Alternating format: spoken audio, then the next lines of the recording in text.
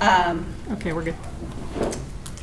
So thank you all for coming to the University of St. Thomas. Dr. Curtis Swisher is going to be giving a talk on career management during uncertain times. I think that I've heard some news recently that it's going to be even more uncertain than I was expecting. So I'm happy to have his view. He is a professional coach, consultant, e-course designer, public speaker, and author, and holds master's degrees in engineering and education. He worked for 30 years at the Dow Chemical Company in technical leadership and internal consultant positions. And I look forward to hearing all about how to manage my career. Thank you. Welcome, Dr. Swisher. Thank you. You can drop the doctor. Oh, no doctor, sorry. No doctor. Just call me master. No, just kidding. We're going to talk about career management during uncertain times. I'm going to share with you my top 10 career management mistakes that I see out there that people are making and what to do about that. And then I'm going to tell you how to land your next job, or maybe your first job if you're a student, your first professional career job. That sound good? Okay. If it doesn't sound good, you have a chance to exit now. All right. We're going to start off with the Ebbinghaus forgetting curve. Has anybody ever seen the Ebbinghaus forgetting curve? This is what happens to any new knowledge that comes into your short-term memory. There's a rapid exponential decay with time as it's replaced with other new information. And so after today, in 24 hours, you will only remember 1/3 of what we share in this seminar today. Or whatever your professor shares in your classes. I believe it. I've put this on the front page of all my presentations since I discovered it earlier this year. There's one way you can defeat this, and you know how to do that, but I'll just remind you. The way to defeat this is review and apply. Review and apply. Everything you have learned, you learn by doing. Come on in. Thank you. Everything you learn by repetition and by doing. Review and apply, review and apply, review and apply. So I've given you a handout so that you can take notes so that you can do that. Otherwise, this is what's going to happen. In 30 days, you'll remember less than 10%, the data says. This was developed this is actual data from Ebbinghaus, who was a German psychologist, and this was taken back in the 1850s. And nobody ever showed me this. I found it somehow. I don't even know how I found it. But I share it in every presentation now. Okay, we're going to do a poll, so just a raise of hands. Those of you who are students, you may not know anybody that fits this, but those of you who are in the professional ranks, how many of you know someone who's been outplaced or retired early? It was before they decided they wanted to retire. They were retired out by the company. When you work for a large organization, sometimes you get to choose your retirement date, and sometimes you don't. Okay, here's a reality check. If you're employed, how many decisions are you away from unemployment at any given time? Anybody? It's not that bad. It's not one. Usually in an organization, there's some kind of cross-check with human resources and everything. They have to cover themselves and for liabilities. They don't want to be sued, those kind of things. So they have a process. So you're usually 2 or 3 decisions away from unemployment at any time. Here's an example. If the company decides that they're going to downsize by 5%, that's one decision. And then they roll that down across the organization. They do a 5% across the organization. They come down to your business, whatever business unit that you're in, and that's another decision. They choose candidates. And then when the final list is chosen, that's the 3rd decision. So that's usually how it happens. So you're 2, probably 3 decisions away from unemployment at any time. So with that reality check in mind, what do you need to do about that? That's what we're going to talk about. So I'm going to talk about, along the way, 10 mistakes that people make in managing their careers. So let's say that you were suddenly unemployed, or that you graduated from the university and you're looking for your first job. How long do you think it will take you to find a position? Any guesses? 1 year? It depends, yes. You take the salary, if you had a position and you were suddenly unemployed, let's say that you were making, I'm gonna use round figures to make the math easy. Let's say you were making $100,000 a year. You divide that by 10,000, and that's the number of months as a rule of thumb. You know about rule of thumb. They're sort of work. So around 10 months to replace that job with an equal salary. So do you have enough savings that you've accumulated to manage through that 10 months? Those are the kind of questions that you have to ask yourself as you prepare. Now, some of my clients, typically when I'm coaching people, they can find another job in 6 months if they work at it real hard. I had one client who I'll tell you about what she did. She had 5 offers in 2 months following the process that I'll share with you. In the 2 months that she was looking for a job were January and December. What? Where almost no one is hiring. But she did it, and I'll tell you more about that later. I'll have a few stories along the way. Okay, if you look at your handout, is this graph on here? Yeah, or that diagram.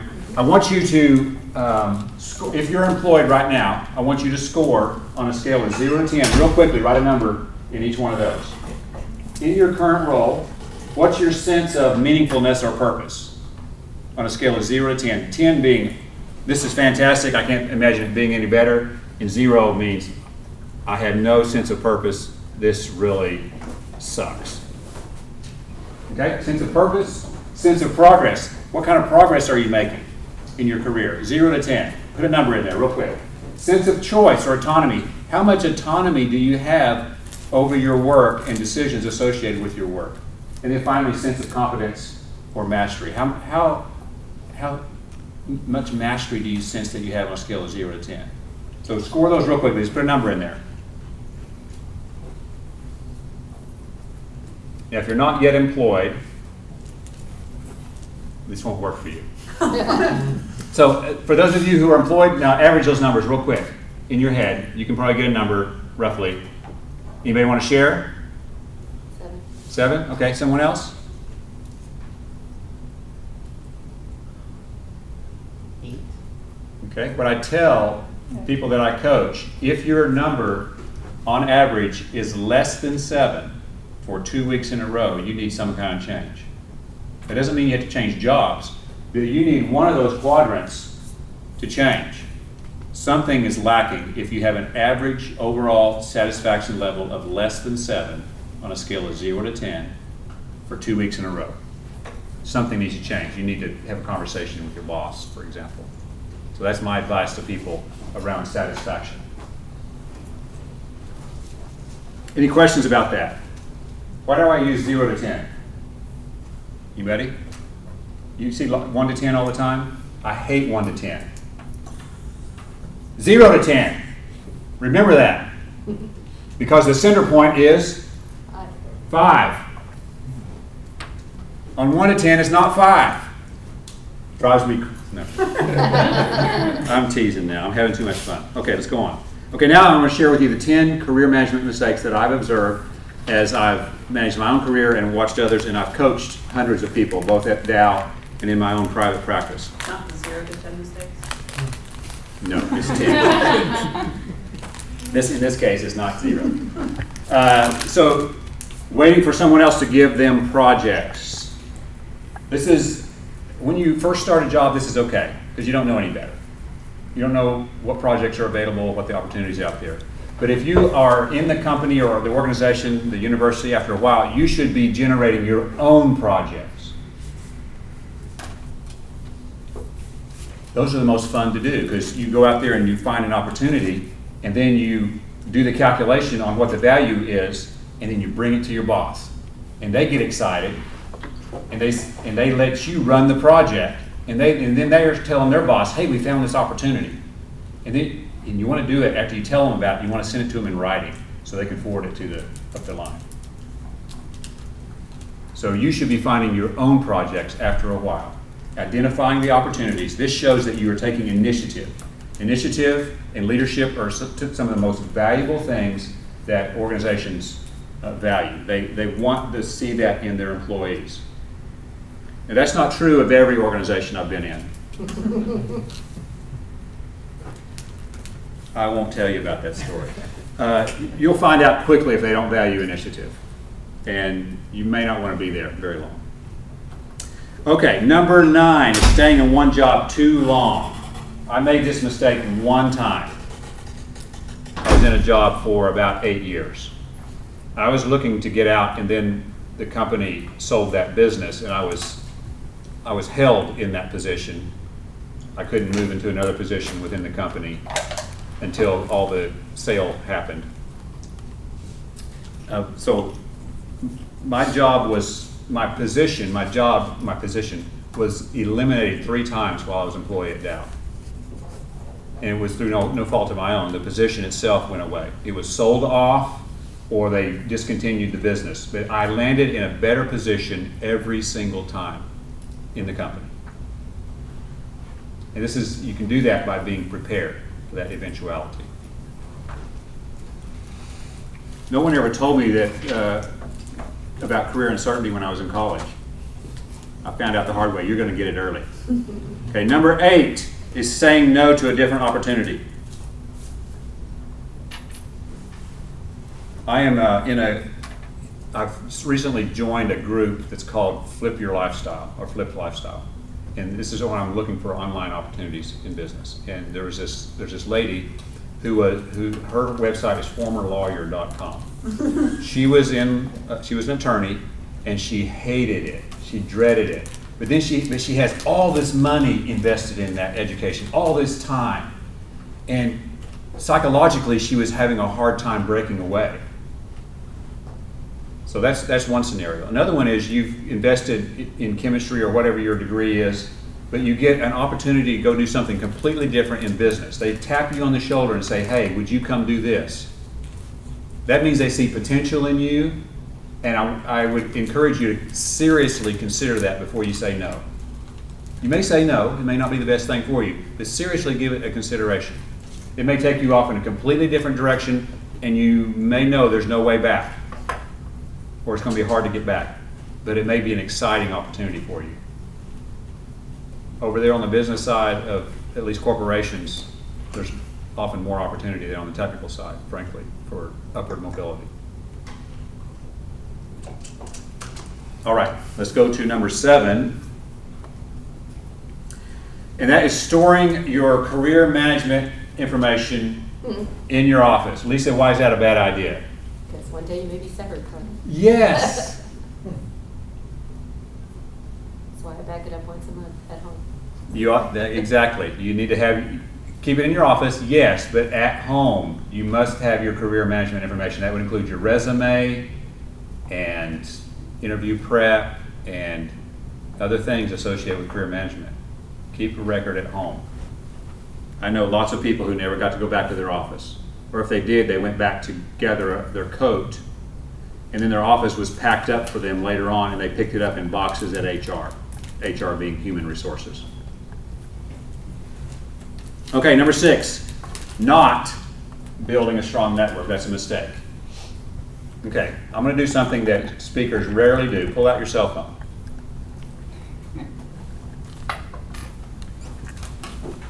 Pull out your cell phone and go to your browser.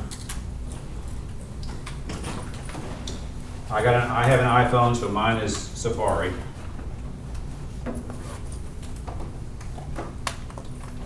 I want you to type in this query. Percentage of jobs filled through networking. Percentage of jobs filled through networking. I want you to tell me what you see on the front page of your query. Percentage of jobs filled through networking. 70%. 70 to 85%. That's right. 70 to 85% of good jobs are filled through networking. Why? It's not what you know, it's who you know. Why? Because they'll lose your resume and you won't get interviewed in my case. Okay. Why else is it important to build a strong network for this other opportunities. You have people that know your skills. You have people that know your skills. Yes, absolutely. Hiring managers want to hire people they know and trust. They don't want to take a risk. They want somebody they already know and trust, or somebody who is referred to them by somebody they already know and trust. Make sense? You just think about yourself. You want an auto mechanic that someone referred you to, that you know and trust, or a home repair person, air conditioning repair, or whatever it is. You want to have some sense of security that when that person comes, they're going to fix it, and when you pay them the money, it's done. This is just human nature to minimize risk. And that's the hiring manager's job, is to minimize risk and maximize value. Now, are you convinced now that you need to build a network? Yes. LinkedIn is a good place to start, and I'll be glad for you to connect to me. Just say, hey, I saw you at the ACS meeting, and would you connect? Bing, you have access to my network. I have nearly 2,000 connections on LinkedIn now. Not bragging, it's just a fact. Okay, number 5. By the way, you might want to go read my articles out there. I have 26 articles on LinkedIn. One of those is, does your resume have this fatal mistake or fatal flaw? Does your resume have this fatal flaw? Go read that one for sure.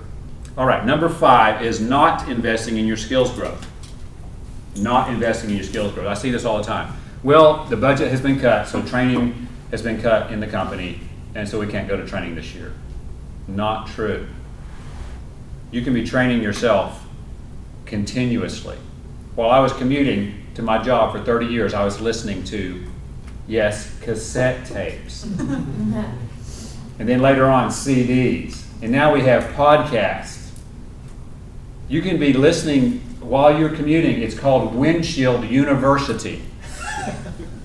And you can get an expert level knowledge of a particular subject if you will spend 1 hour a day on it for 5 years. You will be a worldwide expert in that particular subject. So I would encourage you to listen as you're commuting to things associated with success and associated with leadership. Leadership is highly valued in a company. So success, leadership, and then in any technical skills, anything that you're interested in, listen while you're commuting. It's better than the radio. Okay? So you can always invest in your skills growth. And what's amazing today is it's almost free. It's cheap as dirt. I was paying $99 for a cassette tape of 6 and listen to those over and over again.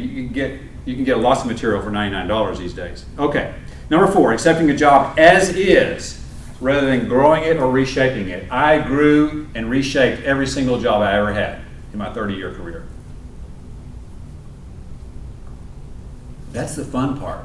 Don't just take the job as it is. Change it, grow it, especially in those areas of your interest and skills and aptitudes. And mine always had to do with people development. I'm a chemical engineer by training, and I did technical work for a long while, but I was always looking at the people side. How can I develop the people around me? And gradually over time, my entire career evolved over to that area. My final job was in leadership training at the company. All right, number 3, not keeping your resume up to date is a mistake that I see people make. Keep your resume up to date. I recommend every 6 months you take a look at your resume and see if it's up to date. And this is also true for your accomplishments. If you're employed, around October they ask you to turn in your accomplishments for the year. And then your boss takes that to a meeting and they compare your accomplishments with everybody else and they decide what your rating is going to be for that year, and that determines your raise and your salary and your promotional opportunities. You didn't know that, did you? I've been in those closed door sessions. Yeah, at Dow there was 5 levels, okay? And if your boss came in and said, hey, this is a 3, and all the other supervisors agreed, there was no more discussion. If they said, this person's a 4, and this other supervisor said, no, I think they're a 3, then there was a discussion. And so your resume is just a summary of your accomplishments, your key accomplishments. So your accomplishments need to be updated every month, and your resume every 6 months. That's my rule of thumb.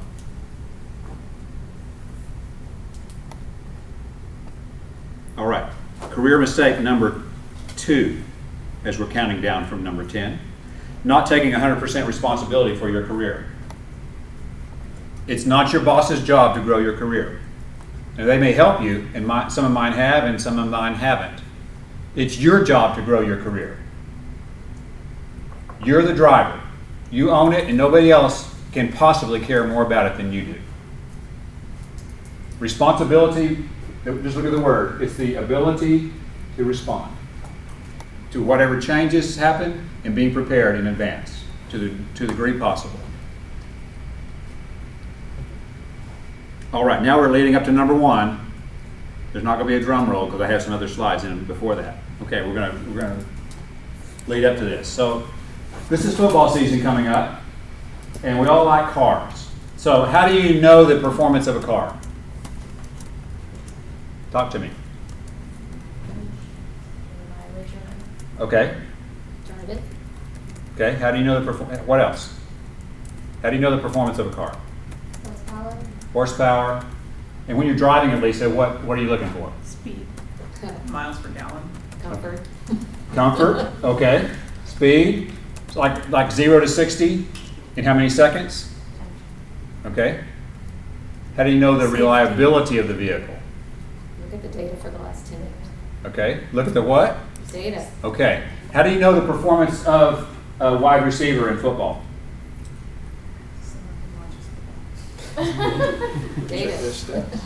The statistics. Yep.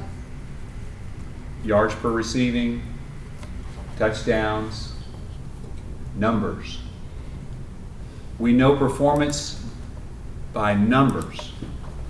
This is really important. How do you measure the performance of a chemist? Molecules made. What? Molecules made. Okay. Papers published. Okay. Those are both numbers. Your accomplishment and your resume, every accomplishment statement that you turn into your boss, and every accomplishment bullet point on your resume must contain a number, or the reader does not know the significance of the accomplishment. The reader is usually going to be a program, an algorithm, or an HR person. They have no idea unless there's a number there. So number 1 mistake that I see people making, oh, I'm not there yet. Tell me which one of these accomplishment statements is more powerful and why. It's very obvious. Second. Why? Has metrics. Mm-hmm. This is an accomplishment statement that has numbers in it. This one does not. I see this all the time in resumes. I've read literally hundreds of resumes as a hiring manager and as a career coach and on recruiting teams. Hundreds. 98% of resumes do not have this. This is the number 1 differentiating factor. This is what I usually see, the top statement.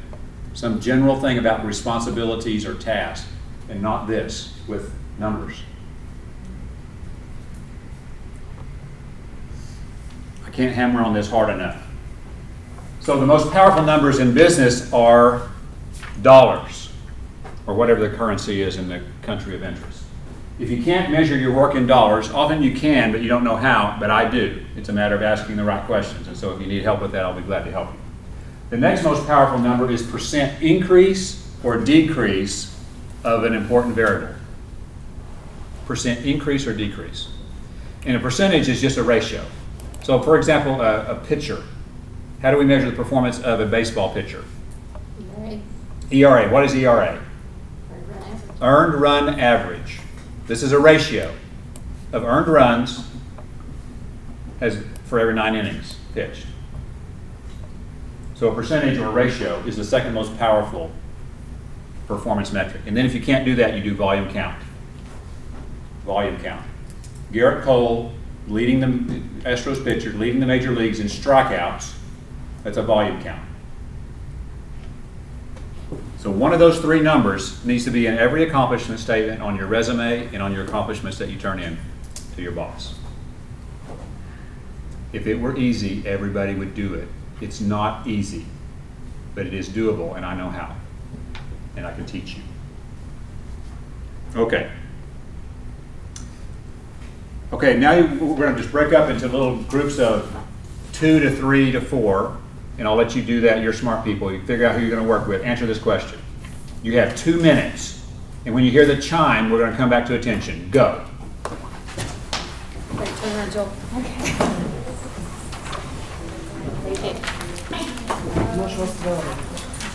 I like it.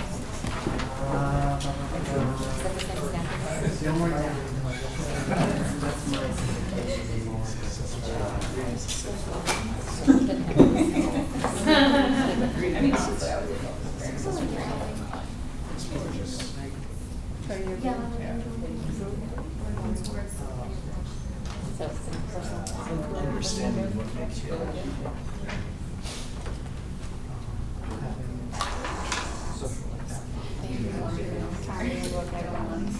Don't forget that. Family, friends. There's no such thing.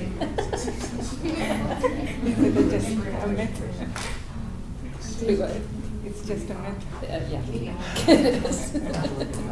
What else? Air conditioning. Using air conditioning is an element of No.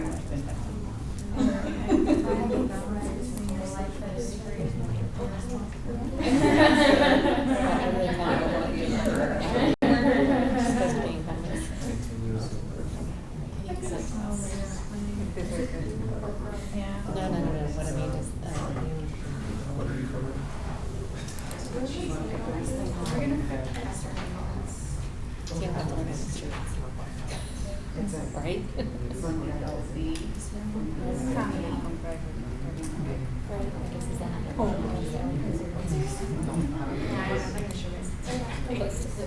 Yeah. Home.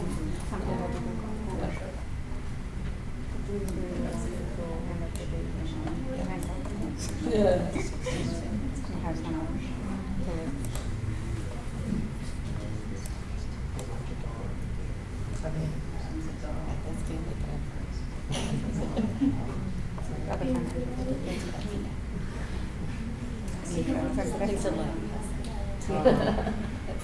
that's what these are.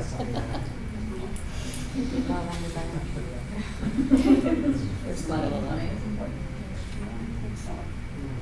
Oh yeah, I forgot about these guys.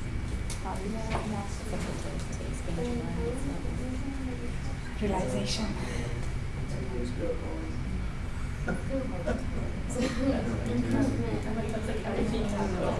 It's pretty simple. Being able to hold down a job, Yeah, I think being able to have a relationship, about love somebody, and laugh. So 4 things. That's it.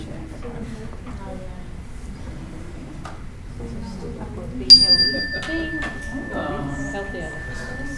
All right, last one. If you're a meeting facilitator, this is your best friend. You don't have to shout, you don't have to flip lights up and down. Just hit the button. You can have your own for $39 or less on the internet. Okay, so let's go around the group. Let's start with this group back here. Who's a spokesperson? I'll do it. Okay. It varies from person to person, but generally things that came up are things like No, just give me one. sense of stability, Okay, back here. Fulfillment. Fulfillment. Meaning. The relationships. Okay, right here. Financial stability. Okay, give me another one. feeling valued, Okay. Continuous improvement. Okay, let the other person speak along the way here. Health. Health. Someone else. Career personal growth. Okay.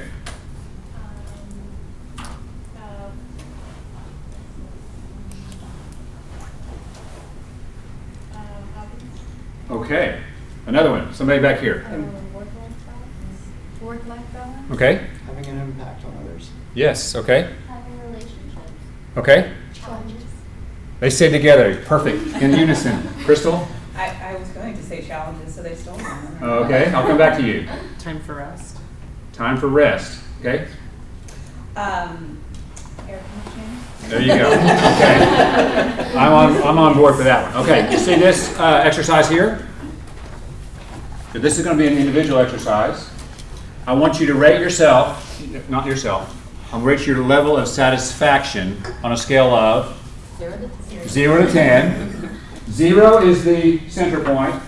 You go along these little dotted lines out here to 10. So somewhere along the way, let's say it's a 5, you put a dot right there. Does that make sense? And you do it for all 8. Your physical health, your emotional, social, spiritual, financial, vocational, which is job and career, recreational, and mental. What is your level of satisfaction with those areas or aspects of your life? You have 1 minute. Put a dot on each line and then connect the dots. Don't overthink it. Whatever comes to mind, put it in there.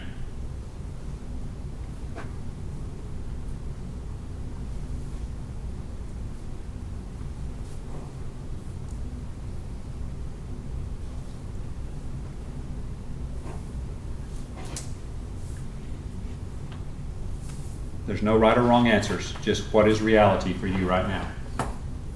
Connect the dots after you have put a dot on 0 to 10.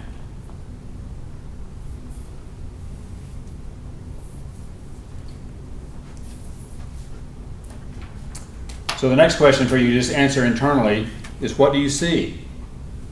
There's no right or wrong answer, and there's no goal for them to all be 10. That's not the issue. What do you see? What are the opportunities? How are things going well and why? And what can you do in other areas to make them better? So I want you to go away with this exercise after. I'm going to give you an assignment. And there's no accountability. Except for your own growth and satisfaction. What can I do to raise my number by 2? Or you pick one area where you're having a low satisfaction. How can I raise my number by 2 notches? How can I increase my satisfaction level and take action on your life? You are the captain of your life, and no one else is going to take that seat. If you don't do it, it won't get done. What are you going to do to raise your own satisfaction level with your own life? Okay, we could spend a whole seminar on that one, but we're going to go on. Because I promised you, I'm going to tell you how to land your next job. On a scale of 0 to 100%, now I'm using a little different modification, how often are you operating as your best self? So give me a number. Anybody, any brave soul? 80? Okay, someone else? I had one person tell me 30. 30. Wow. What an opportunity to improve that. I have my angry self and my depressed, sad self and my ornery, mischievous self, and then I have my best self. And I have learned how to reset myself to my best self on demand. Would you like to know what I've discovered? Okay, Yes. let me give a little bit of backstory of this. Have you noticed that this room, the temperature is relatively stable? Why is that? Because there's a climate control system that is operated by a little device on the wall called a thermostat. You also have 2 thermostats. You have a temperature thermostat for your body, which regulates the temperature approximately 98.6.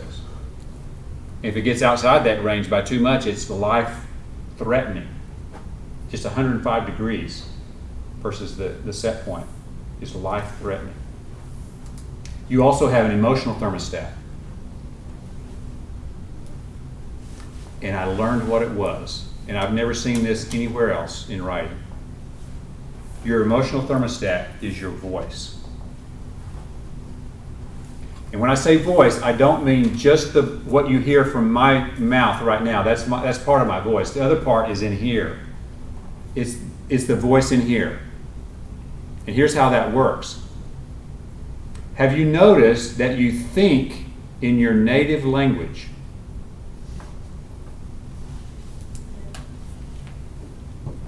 You think in your native language, and the voice that you hear when you're thinking is your own. So thinking or processing involves voice or language. So the stories that you tell yourself about your experiences are going to determine your emotions. This is a crummy day, and I don't want to go to class. I'm going to have a bad day today. Have you ever heard somebody say that?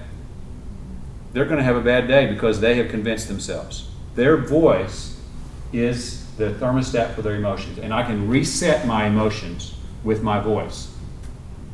When somebody asks me, and I've trained myself, when anybody asks me, how you doing, Curtis? The answer is, I'm doing terrific. Even if I'm having challenges, I'm doing terrific. Because I have eyesight. I have these wonderful instruments called hands. I can walk and go where I want to in freedom. I didn't wake up in a hospital bed this morning. I didn't wake up in a prison. I did not wake up under a bridge or in a homeless shelter. And I did not wake up in a refugee camp, having fled for my very lives with my family and only the things we could carry. There are millions of people in one of those situations today. And you're not, and I'm not. We're blessed. I'm doing terrific.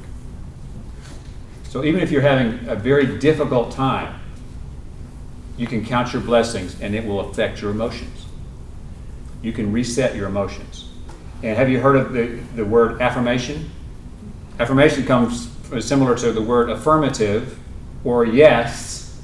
And you can say affirmations such as this one: I am safe, I have enough, and I am enough.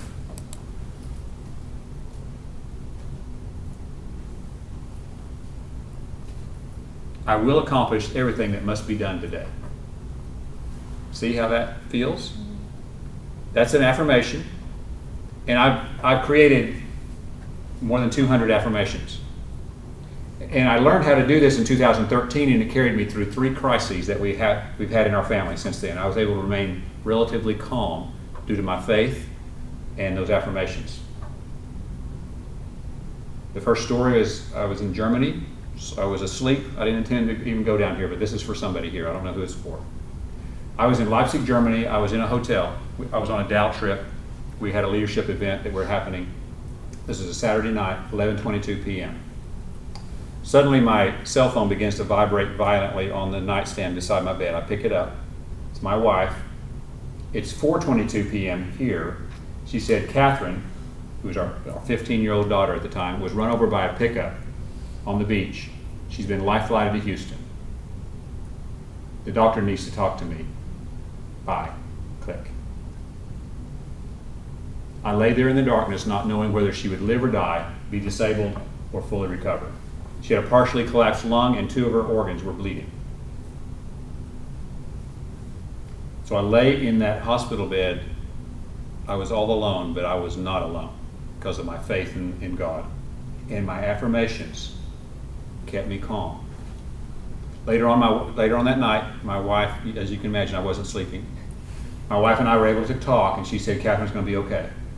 The bleeding in her internal organs has stopped without surgery, and she's going to be okay. My wife said, you stay there, give your presentation on Monday morning. You have a story to tell, and then come home. My daughter actually beat me home. I never saw her in the hospital. There were actually 2 young ladies who were in trauma that day because one of her friends is the one who ran her over. Didn't see her. Ran her over with a 4-wheel drive Ford pickup. So she was in crisis. My daughter was more concerned about her friend than she was her own injuries. So they brought the other young lady back there because she and her family had rushed up there. Her mother was a police officer. And my wife came and got her and took her back there, and my daughter was able to comfort the other girl.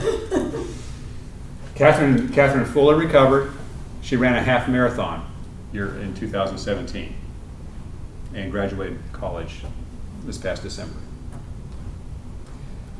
The next crisis was I was called to Human Resources and told that my employment was terminated and that I would be retiring. That happened in January of 2014, actually February the 3rd. I'll never forget the day. But they told me I graduated the previous Friday. I call it graduated. And then the third crisis, so everything changed. My daughter was in high school, my son was in college, and we had all this stuff to pay for. And we've never missed a meal, and we've never missed a bill. So I have my own company now, and my wife works in investments. And then the third crisis, my son was driving down the highway in College Station where he was attending college at Texas A&M. A woman ran a red light in a large red SUV and slammed into the side of his pickup. He ended up flipping his truck into the median and landing on the side. Fortunately, he was wearing his seatbelt. He didn't always do that. But his mother was praying for him that morning. And so the passenger side is down. So that's, I guess, this side. So it's down. He's like this. All of his weight's on the buckle. So he has to lift himself up by the handle on that Toyota and unbuckle, and some good Samaritans helped him crawl out, hold the door open for him.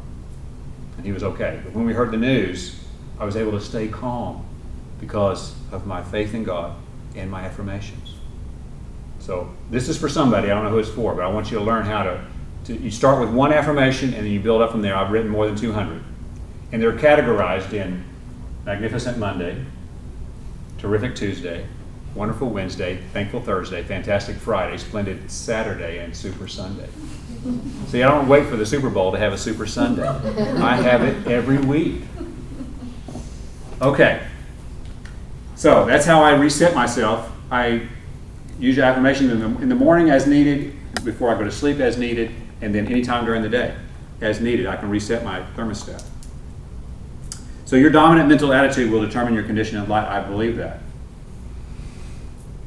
In aviation, the tilt of the wing is called the attitude of the airplane. So if my airplane is flying in this direction with this tilt, where's it going to go? That's right, it's going to bank to my right, your left, and the opposite if it's this. So depending on the tilt, negative or positive, of your mental attitude, that will determine the trajectory of your day. You've heard trajectory, right? That's a college kind of term, right? Okay. A vital behavior I want to share with you, I've already mentioned it, leadership. Leadership. And you don't have to have the title to be a leader.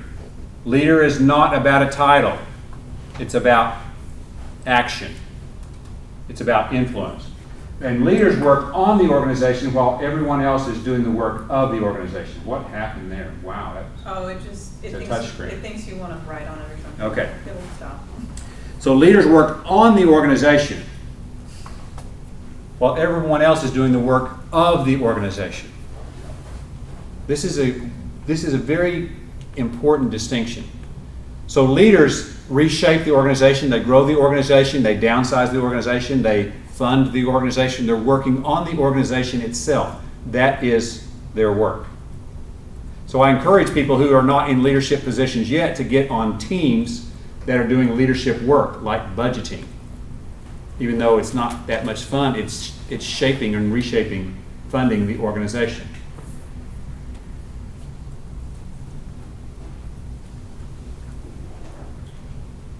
So leadership is action, not position.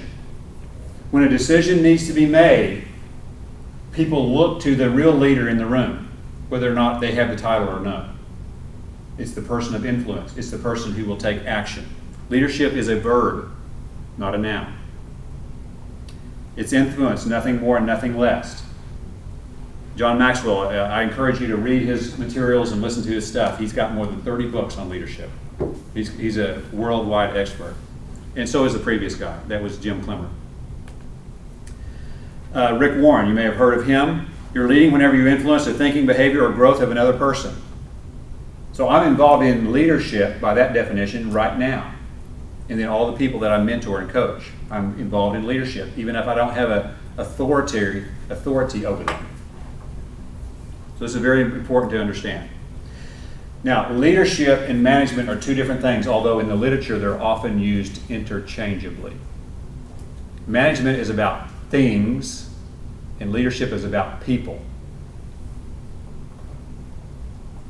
Management is about control and minimizing change, while leadership is about inspiring and leading change. I've written an article on LinkedIn, you may want to go look at it. It's entitled, Managing Ain't Leading. We're all managers. Every single one of you managed to get here. And you have good personal hygiene according to my observations. You managed to do that. You manage your life, you manage your projects, and you've been doing it since kindergarten or before. We're all managers. So every leader is a manager, but not every manager is a leader.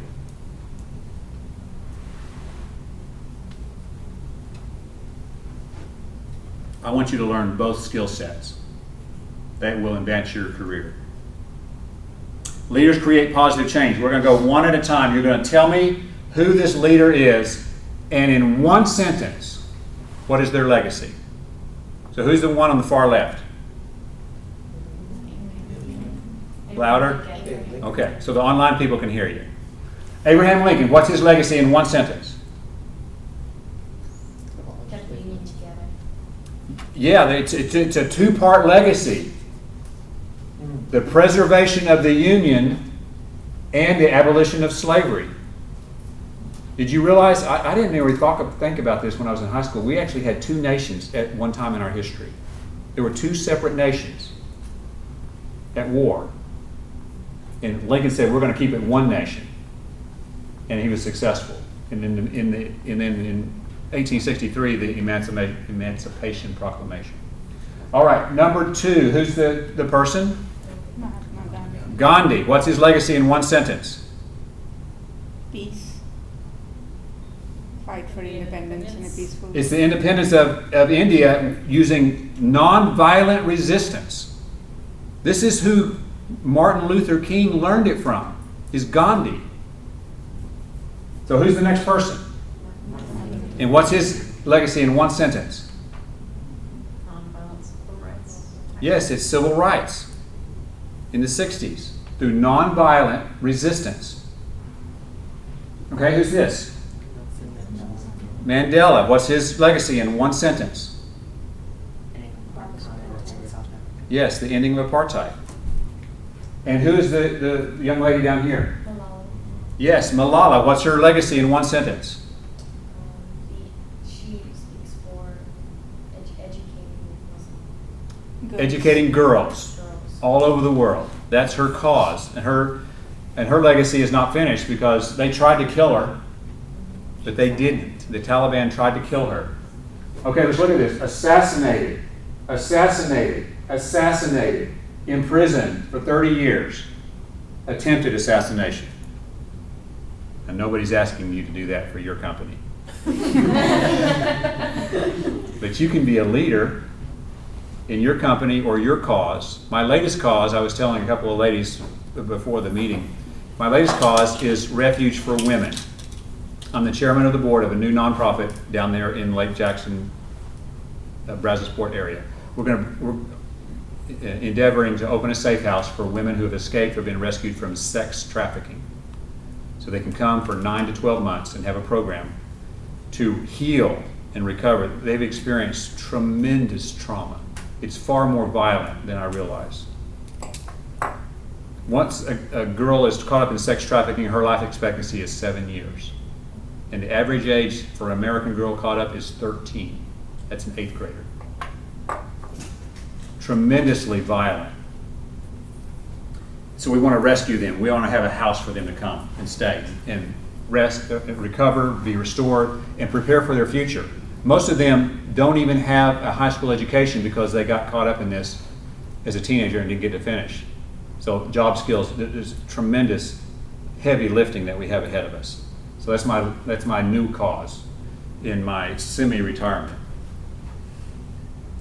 Okay, now then, we're going to talk about your career and how to land your next job. So we've been leading up to this. Your career bullseye is a combination of your strengths and skills and abilities, your interests and personality, and your motivational values and goals, and somebody willing to pay you for it.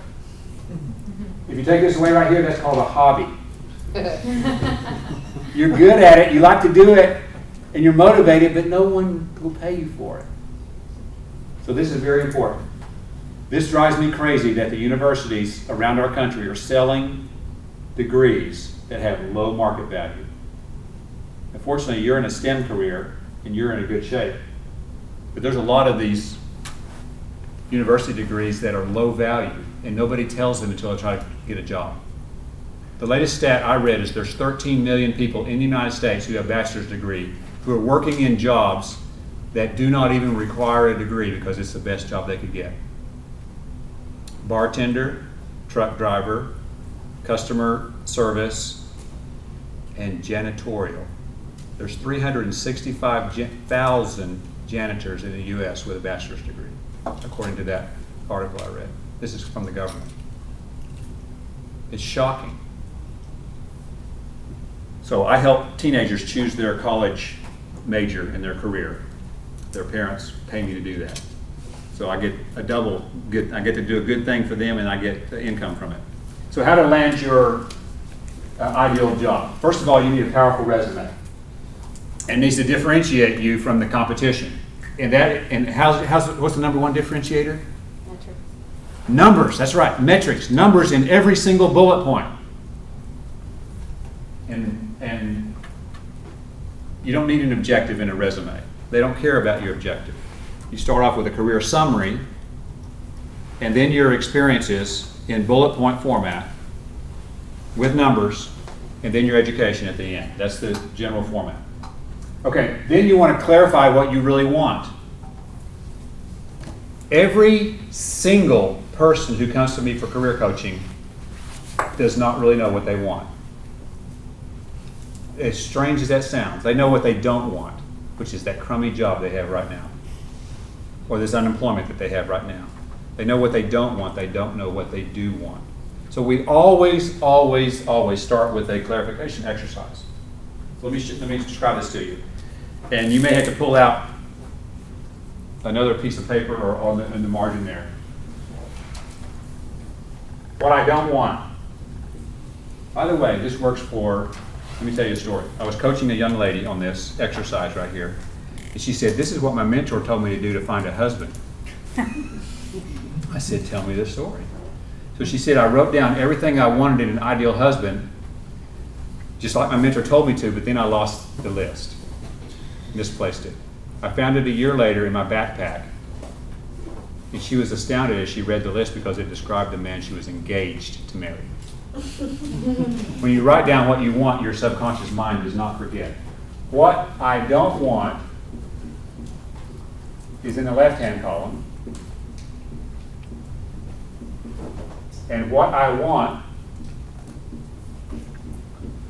is in the right-hand column. And you can label this spouse, future spouse.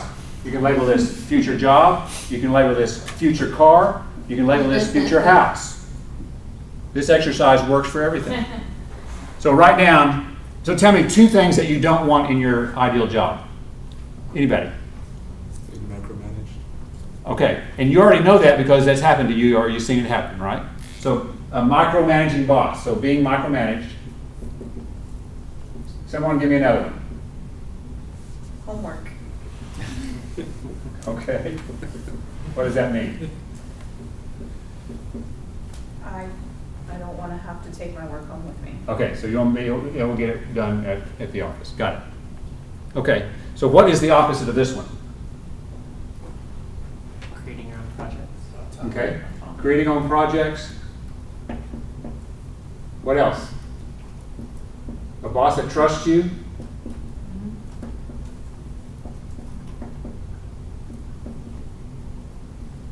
To make decisions, right? Forgive my scrawl, I'm going fast. So homework, what's the opposite of that? Time management. Okay? To get stuff. So the opposite is all work gets done at the office, right?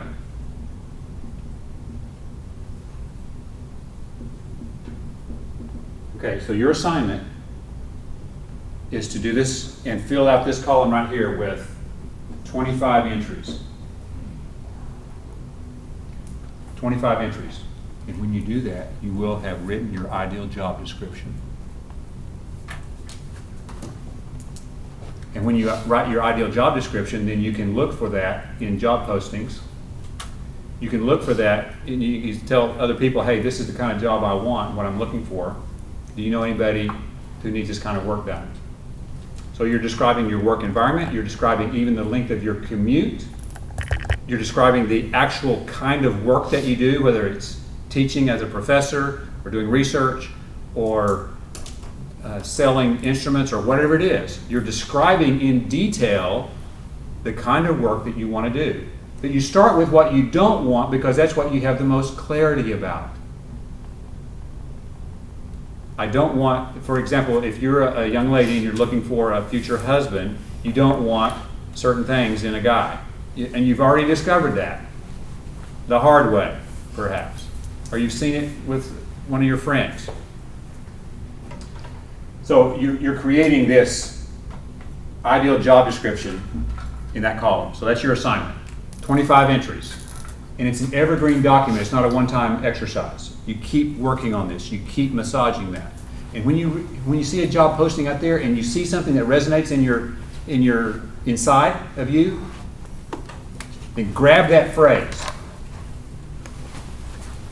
and put it in your ideal job description. Okay? Steal shamelessly that information. Okay, so clarify what you want. Number 2, I'm really starting 1 here. This is obvious. Clarify what you want. Focus on it every day. If you're looking for a job, your job is to find a job if you're unemployed.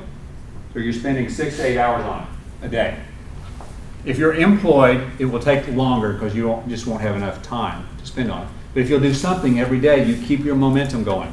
This is extremely important, momentum. Because when you stop, you lose momentum and it's hard to get started again. It's like a wheel. And this is what's happening with Refuge for Women. We're exerting all this energy trying to lift this organization off the ground and raise $750,000 by the end of the year. Exerting all this energy getting this wheel going, but once that wheel starts rolling, it doesn't require nearly as much energy. It's just like the rocket leaving the Earth's atmosphere burns through 90% of its fuel, just getting started. And then once it gets that momentum and gets into outer space, it doesn't need that much fuel to go. So focus on it every day. Explore your options. Explore your options. That would be looking at online job postings, and this would be talking to other people about what your options are, talking to people who actually do the kind of work that you think you want to do, that kind of thing. And then partner with other people. This is just networking. So it's partnering with others. And we've already done the networking exercise. This is where I usually have people pull out their cell phones, but we've already done that. I hope I've convinced you that networking is the #1 thing for getting a good job, because that's how they're filled. So just applying online to online job posting, that's what everybody else is doing. That's not a good strategy. You do that and you have lots of networking. This is where I tell the story of the young lady who had 5 job offers in 2 months, December and January. She called me from Philadelphia. She was in a Dow group there. I'm still working for the company. She says, hey Curtis, my job's just been eliminated and they're not going to transfer me. So we talked. She was already somebody that I had coached, so she knew the process, and we reviewed the process, and she went off and she began networking every day. Every day she was networking, and she had 5 offers in 2 months. So when you are, I want you to put intensity here on clarifying what you want and on networking. In chemistry, we have what's called a rate limiting step, right? These are the rate limiting steps, is clarifying what you want and then partnering with other people to get it. Okay. As you clarify what you want, focus on it every day, explore your options, and partner with other people. And you also need to ask for what you need. Ask for what you need. You ask for referrals. You ask for ideas for jobs and for your ideal job. Ask for ideas. Referrals, ideas, ask for meetings. Did you know that you can buy a great deal of goodwill with a $10 lunch? It's It's amazing. When I was leading a team, I didn't know these people. Leading a team at Dow, and one by one I took them to lunch, and down there at that time you could get it for $8. People will work for food. They really will. You buy somebody a lunch and it buys rapport. Sharing food is the oldest human form of interaction and rapport. Because back in the original, when our human species were young, food was scarce. And when you shared food with somebody, you were really having a bond. And it still is in our DNA. It still works. So take people to coffee or to lunch, and they will help you. Ask for what you need. And then as you do these things, clarify, focus, explore, and ask, you will get ideas. You'll get a lot of ideas. Now, not every idea is worth action. You have to use your judgment. It's been said that everybody who's taken a hot shower has had an idea. It's the ones who get out, dry off, and then take action that make things happen. So you have to use your judgment, ask for what you need, and then take action. Now, the Ebbinghaus forgetting curve, there's a corollary to that. You have 72 hours to take action on an idea, or the data says you will not. Whenever we have a new idea, there's a lot of energy and excitement about that idea. But if you just hold that idea and do nothing, the excitement drains away until you have no energy to actually do anything. You have 72 hours, that's 3 days, to take action on any new idea, or the data says you won't, until maybe the idea comes again through somebody else's mouth, and you get excited about it again. And finally, we have rest. This is not taking a nap. This is not physical rest. You need to be in motion. A car, when it's parked, cannot be steered. You can't turn a car. You can only turn a car if it's in motion. If you're going in the wrong direction, as long as it's in motion, you can turn it and go the direction you want to go. But it has to be in motion. So this is not physical rest. This is mental, emotional, and spiritual rest. Mental, emotional, and spiritual rest. That as you work this process, it's working for you 24/7. I've never seen this process fail if someone will actually do it diligently. It always works. I was speaking to a group from Alcoholics Anonymous on Saturday morning. They were having a retreat. Somebody invited me to go speak to them. So at the end, they held hands and they said the Lord's Prayer. And then at the end, they did something I'd never seen before because I'm not part of the organization. They said, work the process. It works for you as you work the process, or something like that. Does anybody know the mantra? But they did that they were holding hands. They did, if you work the process, it will work for you. Something like that. In other words, they were encouraging one another to stay with it, go to your meetings, and et cetera, et cetera. The same thing works here. The process will work for you, but you have to work the process. And it's working 24/7 because has anybody awakened with a solution to a problem that you had the night before and you didn't know what the solution was, but you awoke with the solution? That's because your subconscious mind was working on it all night long. So if you will put your ideal job description into your subconscious mind before you go to sleep, it'll work on it all night long. This is a lot better thing to feed your mind than the murder and mayhem on the 10 o'clock news. Okay? All right, so clarify what you want, and I've already gone through these. I forgot that I had slides. I got excited. Okay, well, now we're back to Ebbinghaus. So what's going to happen to this information? I'm going to forget it. Unless review and apply. Repetition and doing is how we learn everything. And this is what it looks like in graphical form. It starts to decay, but when you review it, it pops it back up to your top of mind, and then the decay begins again. And then you take another review and you're doing something with it, pops it back up. But notice that the slope of the curve is changing over time. It's less and less steep. This is how you learned how to walk, how you learned how to talk, how you learned how to read and to write and to drive and to do mathematics. It's by doing, by repetition. So you are habituating behaviors as you review and apply going out in time. And eventually this slope is 0. because you have habituated the behavior. I tell people in my seminars, you're not going to learn anything today because of my definition of learning. You're going to be exposed to some great information today, and you will learn it if you go do it. Okay, I think I have one final slide. No, Q&A first, before the final thoughts. I'm doing the 20-second facilitator's pause. How do you recommend we review? Well, go through the notes, but then you have to have an action plan associated with it, because if you just review only, it won't matter. So you have to develop some action plans. Whenever I go to any kind of conference, I'm taking notes for every speaker, and when there's an action, I write the word in all caps, action, and I write the action down real quick that I need to take.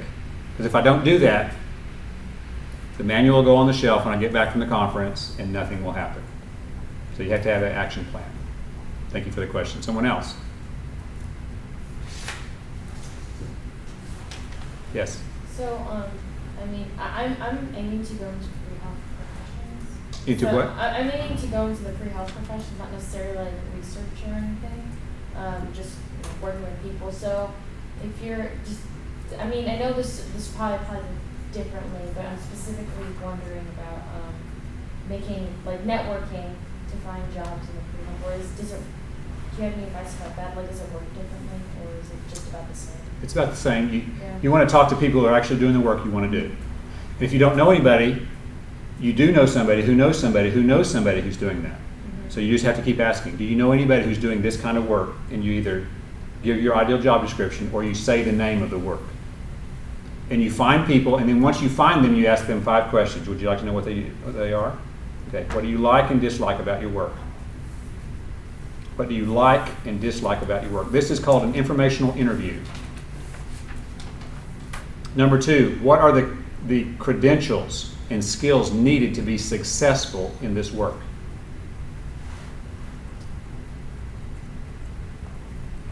If you had it to do all over again, would you do this kind of work?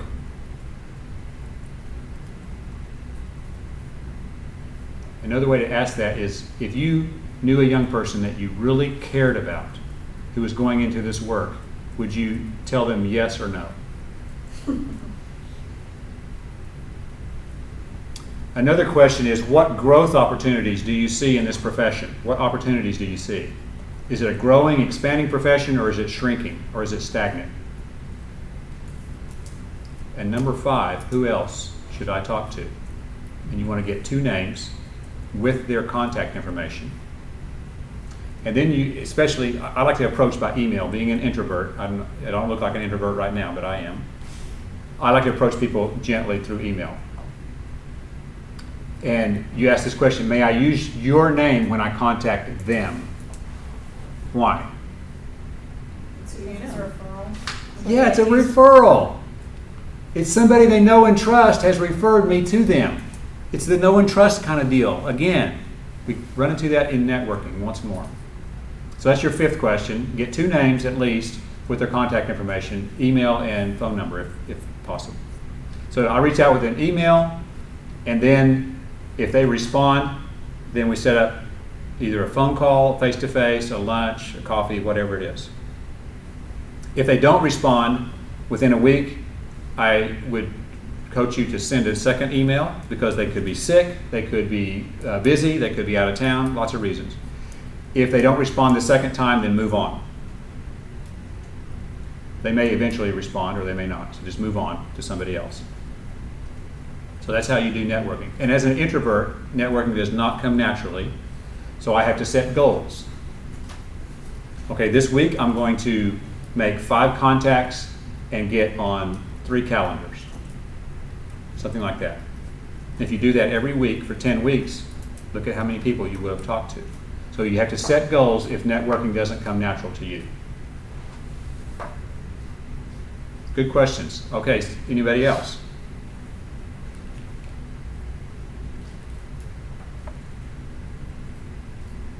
Okay, we'll wrap up then. Did you have one? Okay, your finger just twitched. Okay. Here's some articles on LinkedIn you might be interested in. You have a great life, it's your fault. Does your resume have this fatal flaw? 12 vital behaviors of effective leaders, and so forth. So there's 26 articles out there. The one that I think got the second most, or maybe the most likes, or whatever they call them on LinkedIn, is on forgiveness. The 5 fallacies of forgiveness. Forgiveness is the most misunderstood virtue there is, in my opinion. And I wrote this at Christmas time, in December, right before Christmas, and like 900 people or something like that have given it a like. Anyway, it's out there too. As we wrap up and go into the sunset of this seminar, I want to tell you that I believe you're not an accident, that you're here on this planet at this time in history for a reason. And your reason will, and your purpose in life will be expressed through your work. And when I say work, I don't mean job only. Your work is bigger than your job. Your job is just a subset of your work. If you're a parent now or in the future, that's part of your work. If you're a volunteer in the community, that's part of your work. If you're in the leadership of ACS, that's part of your work. So your work will transcend your job, and your work will continue after you retire from your job. Okay? So your purpose in life will be expressed through your work. And if you have a great life, it's your fault. Anybody can have a lousy life or a mediocre life, and many people do. If you have a great life, it's because you've been intentional. And a great life is just one great day after another strung together. And so you create a great life by creating a great day. And there's 5 ingredients for creating a great day. Would you like to know what they are? Usually they say yes. The thoughts you think, the words you speak, the decisions you make, the actions you take, and the company you keep. Those are the 5 ingredients for making a great day or a lousy day. The thoughts you think, the words you speak, the decisions you make, the actions you take, and the company you keep. With those 5 ingredients, you can make any kind of day that you want to. By creating a great day, one day at a time, you can create a great life. And today is the first day of the rest of your life, so make it a great one. Thank you.